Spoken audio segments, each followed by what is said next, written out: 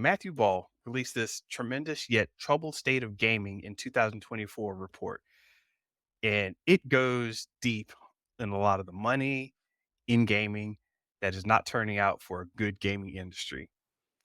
So there's a lot spent on development, and a lot of people are apparently spending a lot of time with these games. A lot of people are playing them, but revenues are down. Layoffs are happening at a tremendous rate.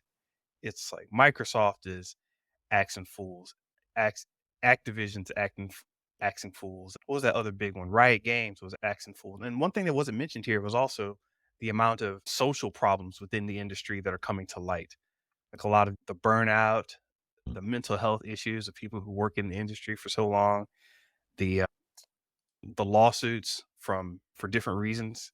So what's going on with games? Geez, man, it's that industry is having issues.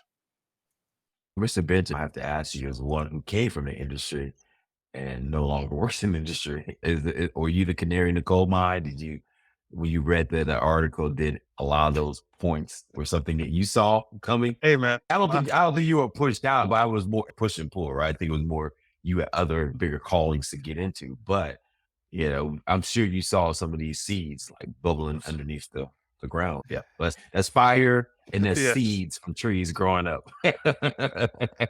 yeah. No, it's while I was definitely in the industry like all the time, I was wondering how does this play out? How do all of these pieces move around the board and find a stable ground?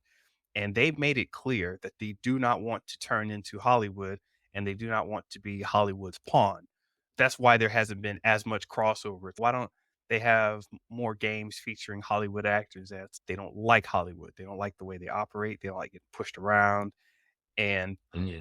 yeah, And let's it's be honest, the video game industry is way bigger than Hollywood now. So it's not even close. Let's be honest. So the video game doesn't have to kowtow to Hollywood, right. basically. No, they'll get something going on and be like, hey, let's get this famous actor. How much does he want? 10 million. 10 million? Nah, man, let's get Harris from accounting. Harris I can do know it. Tony Baker doing it right. He's the voice actor extraordinaire. Get him to do everybody's voice. Get him to do the rock. Yeah. And the motion capture. Troy Baker, excuse me, not Tony. That's another guy. Yeah. Troy Baker, excuse me.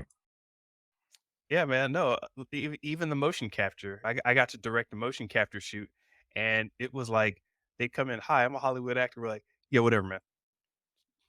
They were all Keep humble. They're showing. like, "Oh, oh, okay, we're just here to work." And that's right. Have a ham sandwich or a cucumber sandwich. We cater them in. It's great. Yeah, I'll Keep tell you showing. about that It's story over later. there. Yeah. Yeah, We're and gonna have a show versus business uncut, guys. one other thing that's troubling is the amount of copying and not just intellectual property, but copying and reformatting of technology. If somebody makes a World of Warcraft, someone's going to turn around and make a Realm of Rockcraft, and you're like, Realm of Rockcraft, what's this? And you're just going to siphon off all the people. I don't know. Maybe a certain collapse is forthcoming. I don't know. I don't want to. I don't want to say that, but I don't know. You didn't. You said you hadn't heard about the Palworld thing, have you? No, you want to tell everybody a little bit about that and what's going on with that whole scenario? Yeah. So Pokemon's been making these games for a while. The Pokemon company, and they've pretty much been the same thing. They've done Pokemon Snap, Pokemon, Red and Blue. They always have the same it's pretty much the same game over, and they'll basically slap Pokemon on something else. I think the biggest new game that they came out with was Pokemon Go a little while ago, and even that was underwhelming in terms of what people thought Pokemon could do. They're like, "Dude, take it Mm. big, man. Go real big with it." And they never did. So then this Japanese company comes out and makes this thing called Palworld, where you don't have Pokemons, you have little pals. And you go around collecting these pals that are amazingly similar to existing Pokemon. And it's just comedy how it's like they didn't even try. They're just like, why try when we can just make similar characters? This one character they have called Spark It. Spark It. It's obviously a Pikachu. It's got the lightning looking tail and it's yellow and black and it actually doesn't it actually frowns instead of smiling. So I guess that's the big difference. But you're like, come on, man, be for real. Well, Instead of this go ahead. reminds me, remember coming to America, McDonald's. No, we're not McDonald's. We're McDonald's. They had the Big Mac. We had the royale cheese. You know, just like, The what are you Big doing? Mick, that was it. The Big Mac there, you know. So basically, you keep the same letters, just move a vowel in, right? And yeah, man, this is yeah, it sounds sparks to that. And to your point, AI tools, technology is making this a lot easier. And when you talked about layoffs too, man, there's a lot. We talked about this, I think, last week. There's a lot of layoffs in just in tech in general. Because I Mhm, do feel like AI is becoming more and more powerful. As a matter of fact, even in the influencer world, what's his name? Dan Henry was mentioning he's getting rid of all his setters. So setters are basically people who set up appointments so you can sell them later, and he uses AI to remind people about their time to meet with a salesperson. So, like I said, it's like AI, artificial intelligence, easier ways to copy tools. It's prevalent in just all industries, and the gaming industry still is rampant for that. Letting people go and then also copying movie hit games seems like it's going to be something par for the course going forward. yeah.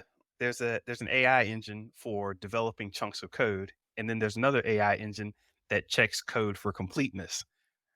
So now what they just do is well, have you seen the HTML thing where you take a picture of a website or something and send it to the site and it says, "Hey, can you make this in JavaScript?" And it goes through, looks at the picture and recreates that entire website in JavaScript and says, "Yeah, here's how you would do it in JavaScript." And then you can take the code checker and say, "Hey, I need to code check this to make sure it's legit." And it fixes the code that the other AI thing just made. So I Wow, can listen, basically recreate a website in less than an hour instead of going and finding a guy, paying him, having the back and forth on what the website should look like, and do it with AI. I kid you not. Mrs. Bridget, please send that to me in Silver Business Uncut. Please send it to me now. Uh, I would just say this. Yeah, there was an AI tool that did that initially. I think they stopped doing that, but you could literally copy any website, just recreate it verbatim. But yeah, it sounds like that AI, that tool is the best way to go about it. And these tools are proliferating. There's more and more tools all the time. We use Opus Clips sometimes for our stuff for video editing, and that's becoming a big thing tool set too. So yeah, man, this is gonna be big time over the next couple of years. definitely, definitely.